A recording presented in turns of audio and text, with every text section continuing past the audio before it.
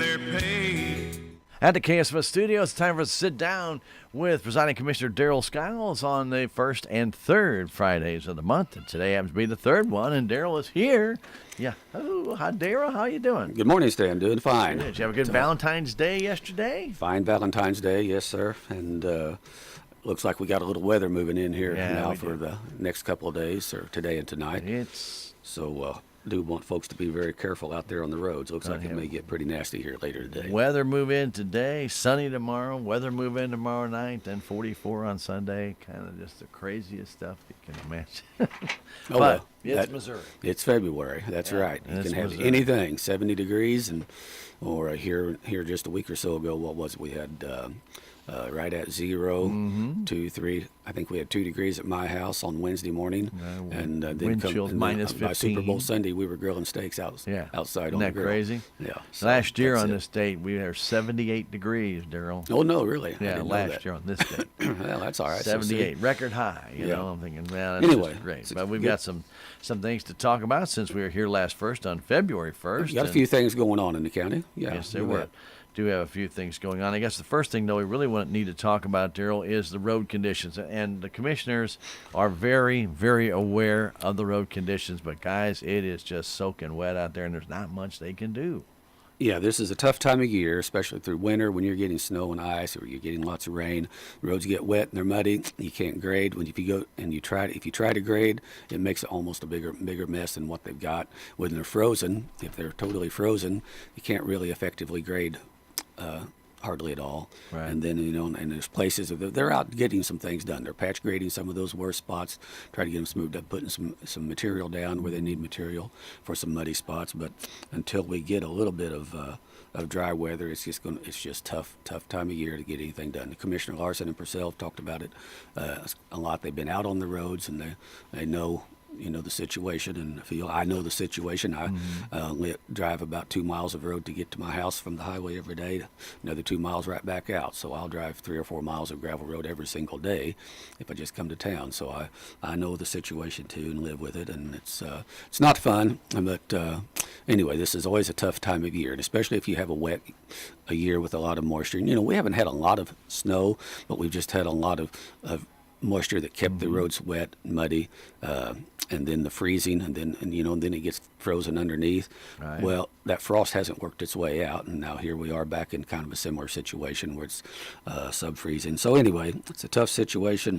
We don't like it any more than anybody else, but we're doing whatever we can do in that regard. Yeah. So just be patient, and once we slow down, get some weather that's warmer and drier, and we can get out there, they will be getting to those roads. Yeah, because you get a spot that's a little bit wet and makes a little hole there where the more it gets driven on, why the splashes out the material in it, and so it makes some terrible rough places on the roads.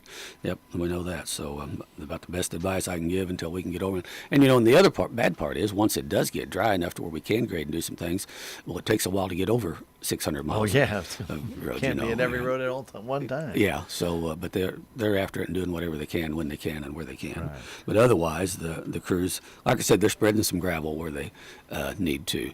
But again, if they're not careful and they go spread some, and it's not thawed underneath it, or then the one that does thaw, then it's falling in, and then it just makes it a rough, terrible mess. And it's just the nature of gravel roads in February and spring of the year. I remember when I was a kid, our roads are pretty tough and they're rough there. But years ago, when I was a kid riding a school bus in the spring of the year, we had roads that literally fell completely through, and buses actually would get stuck in the middle of the road, gravel roads in the mud. So fortunately, we've built a lot of base, and we're not anywhere near like that. But I can tell you, when it does warm up here, then and these roads get completely thawed through, that the frost comes completely out, there's going to be a period of time where they're going to be pretty tough. Be bad. Still. Yeah. So anyway, but the crews are doing whatever they can, and Commissioner Larson and Purcell, they're working on it however they can and do what they can. They just can't perform miracles. Right. And people may see out there the Road and Bridge Department, we've got a new building out that way, Darrell, and got the trusses up. Right. Yeah, we've got nice. We've got a large open front shed that they could park some of the trucks and equipment in at night. but it needed to be bigger. We needed more room to get more of the vehicles in out of the weather. You know, the more you can get them in out of the weather, the longer they'll last, the better it'll be for maintenance. So the road and bridge crew themselves have they set the poles and set some trusses, and they're going to go ahead and expand that building on out. There was plenty of room there to do it. So hats off to those guys at putting a little bit of carpenter skills to work, getting that done too. In Well, they between can't do the times. roads, you know, Yeah. and they're Yeah. doing shop maintenance, but at the same time, there's only so much that can be done and the repairs. Now, they have been out and cleaning out culverts, and I know people say, well, how'd the culverts get all clogged back up again? Because every time it rains, that all those leaves and stuff come right back into those culverts. Right, you always And they can come back over the road, and that can compromise the road even worse. exactly. Yeah, that's an ongoing deal all the time, and all through winters.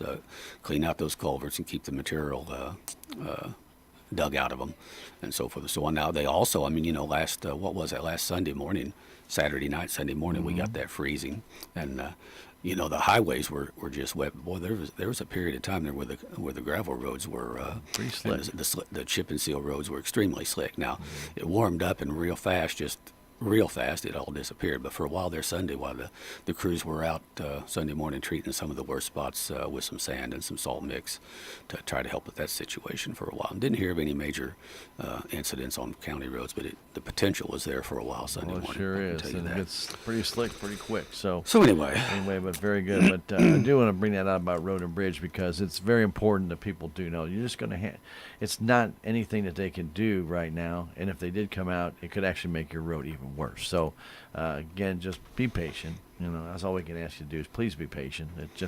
It's the weather. Trust me, hog farmers don't like it either. They're complaining because of the weather, and there's everybody. let me tell you, this mud. Anybody who has to go in the fields and feed their cattle will tell you the mud this year is about as bad as they've seen it. It's pretty tough in places. Well, And we've it's, already had over 7 inches of precipitation. Yeah. And we're only halfway through February. We're 4.5 inches above normal. Yeah. You know, we had that one in January. It was about 5 years ago. We had like 8 inches of rain. Yep. We all remember that one. We had all kinds of washouts and things of that nature that because we had some very hard rains. And normally this time of year you don't have those super hard rains. But this time we've just had a little bit of snow, a little bit of rain, a little bit of ice, a little bit of snow, a little bit of rain. It's never gone away. And then this kind of system coming in is going to do pretty much more of the same. Keep things just damp. It's Right. just staying wet. Just keeps it where you can't do much about it. And the sun's not coming out either. It's just staying cloudy all the time. So Yep. it's not helping dry it out. Yeah. What we need is a week with some sunshine and some wind to dry it out, and temperatures warm enough to go ahead and get the frost out of the ground completely, and then let them start drying from the top on down. So Very good. Anyway, All right, that's very the good. situation. It's you know, we deal with it a lot about every year, but it's worse this year with just the way the moisture and the timing of it's been. So anyway, All right. Well, Mary Beth Cook came in yesterday. She had been in earlier in the week and requested some hours from the MRPC that the commission has that you get with your and your membership with MRPC to work on a 501c3 and for an entity working through the Denton County Foundation. right? Yeah, there is an entity that's looking to start up and create a business here. And they are looking at establishing a 501c3. They're working with Merrimack Regional Planning Commission. I actually talked to Bonnie Prigge over at MRPC yesterday as well on that. But and Mary Beth Cook with Dent County Community Foundation was in to request if the county would be willing to allow them to use some of our grant writing hours at MRPC for that. So the commission did agree to give them 3 of our grant writing hours because it's just a matter of MRPC helping them get them through the application process and getting everything done right so they're able to get the 501c3 status to make this project work. And we won't get into the details as far as who it is and what it is at this point until we'll let them announce that here at some point. But the commission, I think it's a very good thing for our area, for the region, and so we're glad to be able to help with that. So we agreed to grant 3 hours, and you know, we could probably grant some more hours. We get 18 hours a year of grant services, and you know, if people listen, I know we've given those grant hours previously to different entities, to the community center, to Armory, Council for Healthy Dent County, and for the library, and for the work that they were doing, and just different entities that we can do that. City has as well. City gets a certain amount of hours, I and think so you get 12. yeah, they get 12. I think we get 18. So anyway, and then at the end of June, then that's it. They roll. don't roll over and add up. If you haven't used them, then that's it. You just start over lose 'em. the new year with a new 18 hours. Right. So Use 'em or lose 'em, right, somebody Nick? if somebody can use them, that's why we get them, and that's part Mm-hmm. of why we remember part of the benefits of being a member is to get those so that your community can benefit from those. So. And the reason Yeah. those hours are important is because, Darrell, the people up at MRPC deal with grants all the time. So it's not, when you talk about having an hour, it's an hour of experience where these people Oh, yeah. know exactly what Yeah. they're doing. It's not like they're sitting there, well, let's go look for a grant or let's go find it. If you tell them what you're looking for, they can pretty well tell you what's out there. Right. Well, and in this application for the 501c, they've done enough of these. They know what their things are that have got to be on there and how it needs to be, and they can get it done right the first time rather than seeing it shot back from the state that it doesn't meet or wasn't this there, isn't yeah. quite right. So anyway, yeah. Very that's the way it good. works. Sally Burbridge, the Dent County and Salem Economic Development Director, came in. She does this every first Monday of the month and provides the commission with a summary of what was going on the previous month and in her economic development report. And I find those reports very enlightening, and she presented to the commission back on February 4th. Yes, Sally Burbridge, the new Economic Development Director for the City of Salem. As you said, she comes in the first of every month to just update us on what she's seeing, what's going on, and we really appreciated it. As you say, it's very enlightening. She's basically keeping inventory of what buildings there are that might be available, and keeping in contact with realtors and keeping an ear to the ground. She's got leads for businesses that are looking to locate and what their demands are to relocate and or to build and so on and so forth. So the commission, we really very much appreciate that. It's doesn't take a whole lot of time, but she's always got a printout for us of different things going on and what she sees going on as far as trend wise in employment and unemployment and so forth and so on. So it's a really good, and I think Sally's really doing a good job getting in the middle of this and working this stuff. It's a matter right now, I think, probably on some of this of figuring out for sure where you're at in some of these things, so you can figure out how to move forward from that point. So, yeah. But it really does give the commission an idea of actually interest in our county or interest in the communities around here, where people, if they're interested in putting a business here, what they're looking for, and Sally does provide that with that report, which is great. So then we know exactly kind of where we stand on some of these issues, and if you don't know, you can't react. You can't do anything about it. Right. So it's just knowledge that you're getting that you didn't get before. Well, and just letting us know, that there is work going on in the area of economic development that we've just been needing for so long. And the county did commit to contribute some money towards salary for the city for an economic development director, and they're billing us, and we're more than happy to pay that, and really glad to see what's being done in that area. So very good. All right, we had some sales tax numbers come in, Darrell.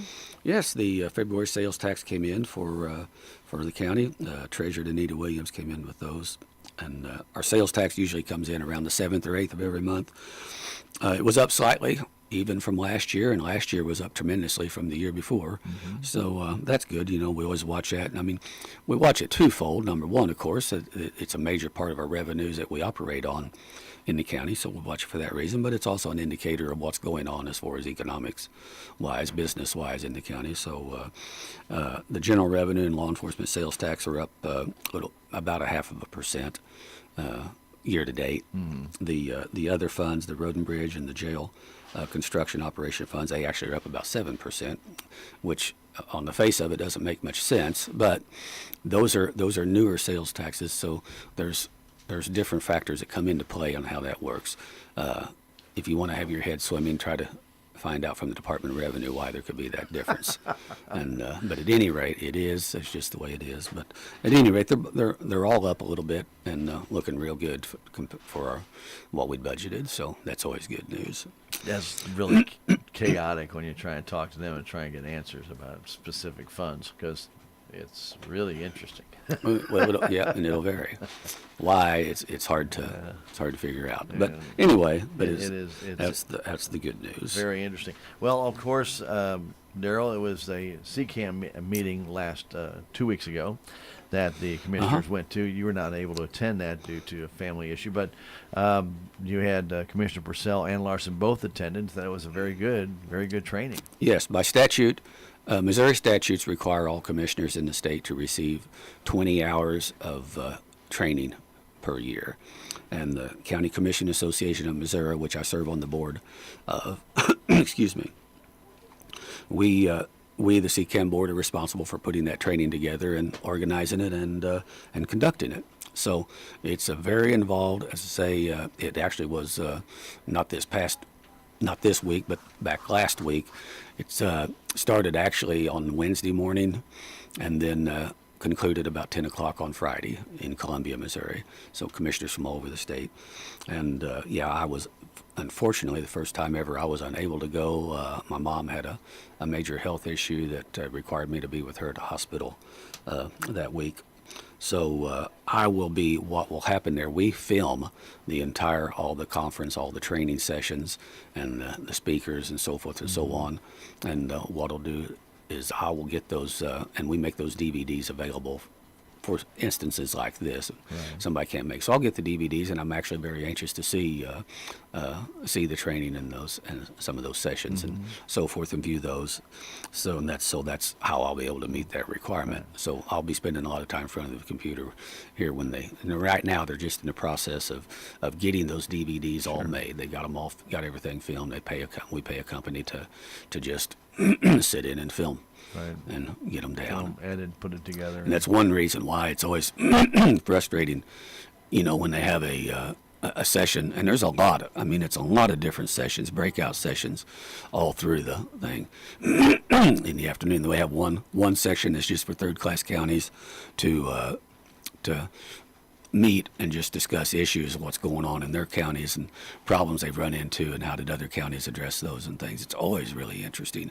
Had a session on the new medical marijuana law and what some of the implications of that will be for county policies and different things. Governor Parsons spoke on Friday morning to the county commissioners, and of course Governor Parsons is a former county sheriff, so he realizes and really knows really well, and it was a small county in western Missouri. Governor Parsons understands the concerns and needs for rural counties pretty well. He talked on his focus on workforce development and some things they're doing there. I'm getting all this. As you know, Stan, Dennis, and Purcell and Gary Larson talked about it a good bit. Said it was very good training and that, and I was glad to hear that. I sit on the board and we meet and we work. That's really the main thing we work on all year is try to get the next training session organized and stuff. And it's really a challenge to put a training session together that will be interesting and germane to somebody that's been on the commission for 8 or 10 years or more. And as well as somebody who's just been elected and is brand new. You got a wide range of needs there as far as for what they need to know.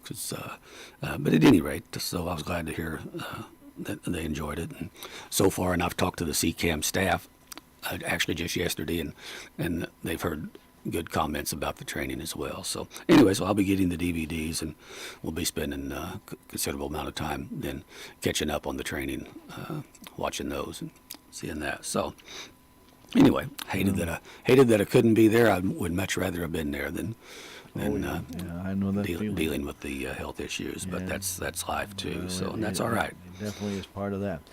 So anyway, so the good news is the training went off without a hitch. No weather problems this year. We have had some in the past, and as actually no. Other than on Thursday morning, the commissioners have a choice between some sessions that are being held, or we arrange for a bus to be available to load them up at Columbia, take them right down and unload them at the front door of the Capitol so they can get around with the legislators and visit about these issues and things that are important to counties, and then bring them back by noon. Well, the weather situation up there at Columbia on that Thursday morning was pretty rough with ice and stuff, and it really kind of messed things up on Thursday. So, but we had alternate sessions going on that morning. One of them doing, really maintaining the maintenance of of gravel roads and the issues and problems, just like we talked about, what can be done, what can't be done, and what are options and things. Another session that was going on at the same time was put on by MoDOT, and it was local public agency training, LPA, which basically is if you have a project, say a bridge replacement project using state and federal funds, then you have to have what's called a local project, local program. I forget now what it all stands for, but at any rate, you got to have some training in how that works in order to get your paperwork filled out right, in order to get the funding. So there's a lot of things go into that. So anyway, so the weather did affect it a little bit on Thursday, and it canceled. But not some getting things. there. That's what my point was. That everybody could get there. A few years ago, actually, we ended up getting a waiver from the state, had to cancel the entire. We just had a blizzard set in on the Jeff City area, actually pretty much across the state. Yeah, and it just shut everything down on Tuesday evening and Wednesday, and everything just had to be shut down and canceled. Really, really kind of gummed up the works. That's the only time that anybody could ever remember that ever happened. But when you're looking at February, anything can happen. No, you're right, and anything could happen. I was glad to see the weather did cooperate in getting everybody there safely, and that's a good point. Yep. Very good. So a couple of things. Obviously, we know we're going to have a changeover in our collector, and this will be coming into effect here in early March. And so what happens is we have to make some changes, and then County Collector Dennis Medlock was in to talk about those changes yesterday, which could affect people trying to pay their taxes on real estate or personal property that they have to pay. Obviously, people like to pay by credit card now or debit card, and for a period of, I guess it's 8 days, from Something like 22nd through March 1st, that will not be able to be done. Right.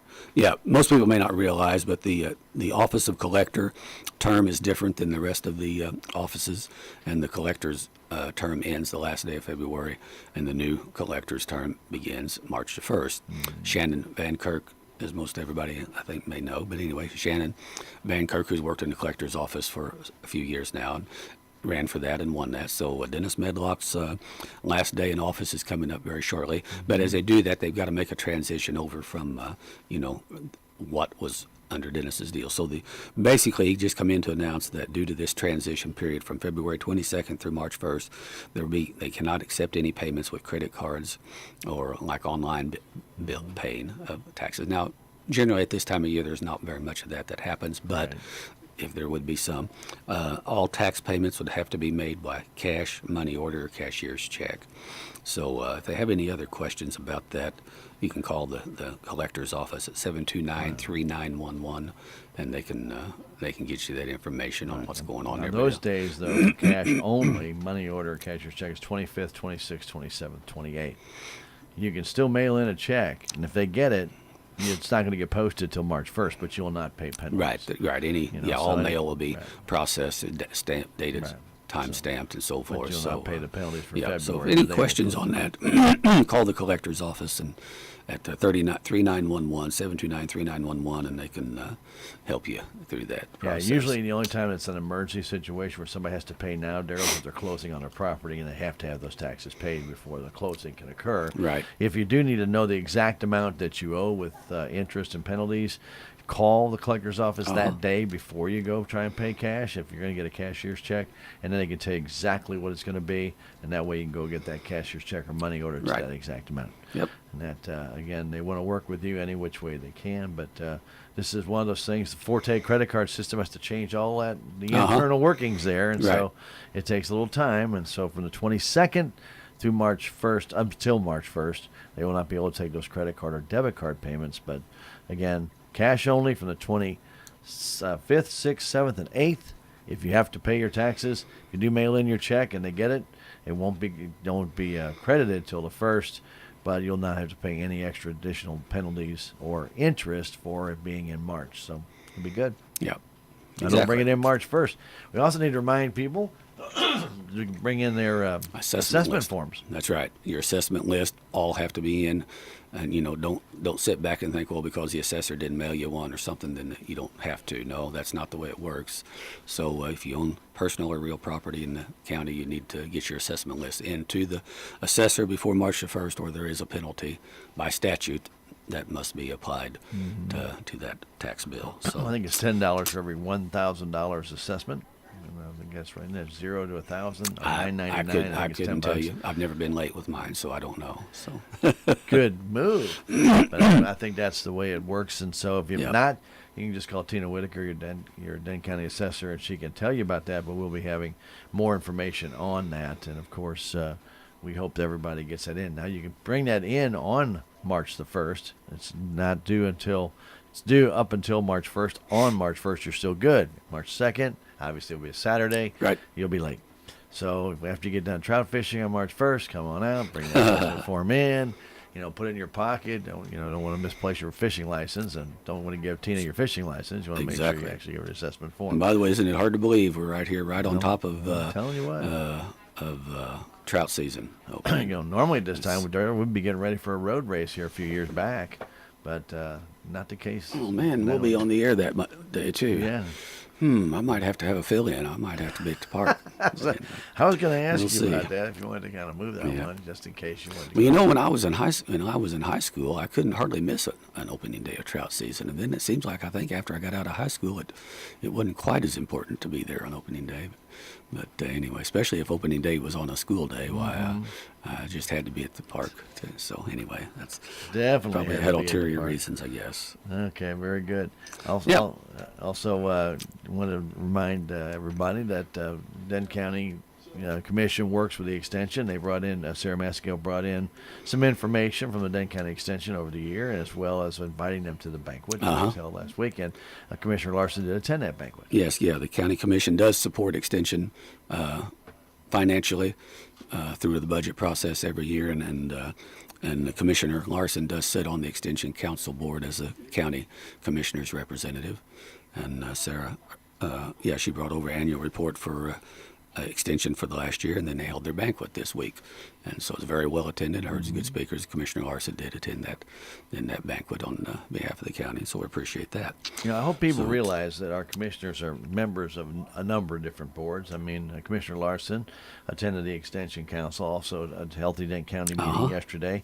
Commissioner Purcell is on the Tourism Tax Committee, and he'll have a meeting on Monday, as well as the South Central Missouri Community Action Agency attends those meetings. And you're doing a lot of different things with, obviously, CCAM, and you also have SACPA that you were talking about, and SACPA was going to have their trivia night again. Right, just so folks kind of put this in the back of your mind and think about it, but the Salem Area Community Betterment Association, we call it SACPA, their main fundraiser that they hold each year is trivia night, and it's a fun night, and it'll be coming up on Friday evening, March the 8th.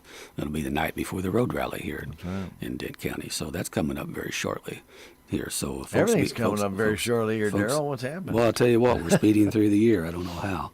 It could be passing this fast. But anyway, that will be coming up for SACPA's Trivia Night, coming up Friday evening, March the 8th, at the Community Center at the Armory. So be thinking about that. They just called Judy to get more information? Call Judy at TCRC 729-8163. There you go. Okay. Yep. Very good. And they can get you lined up on that. There'll be more information coming out on that on the air and in print. So, but I just wanted to give people a heads up on that's coming around again. Reserve your table now. Yep. I expect we'll helps out a good cause. I expect we'll be there.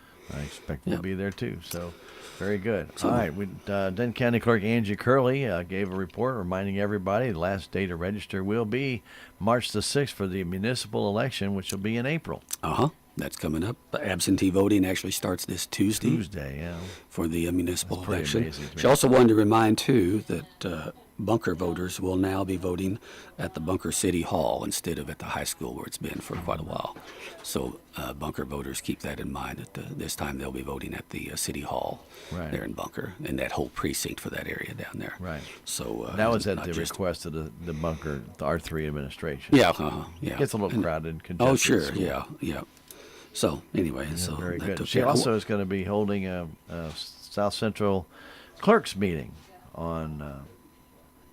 She announced that they'll be meeting this coming 22nd. I think next Friday they'll be meeting at West Plains, South Central County Clerks Association. Right. So we all have lots of meetings to go to all the time. So I Sure. do want to mention before I forget, ahead. though, the courthouse will be closed this Monday in observance of President's Day. So folks might keep that in mind. And if this weather, I'll just mention too, if this weather gets bad this afternoon, the courthouse may close early today too, depending on the weather situation as we go through the morning. On that, but, Yep. So, but No. if when they do, they'll get that information to you here, Stan, so you can get that out over the air. We'd be But glad to do it. on days like this, there's no court today, I understand, and there's not a lot of business as far as the public coming in.